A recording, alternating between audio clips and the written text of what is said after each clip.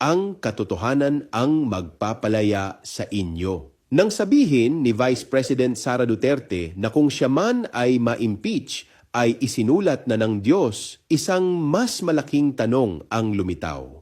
Hanggang saan ginagamit ang pananampalataya sa gitna ng usapin ng pananagutan? Hindi kailanman ginamit ni Jesus ang Diyos bilang panangga laban sa katotohanan. Sa halip, malinaw ang paalala ng Ebanghelyo, ang katotohanan ang magpapalaya sa inyo. Sa demokrasya, ang impeachment ay hindi hatol ng langit kundi proseso upang siyasatin kung may paglabag sa tiwala ng bayan.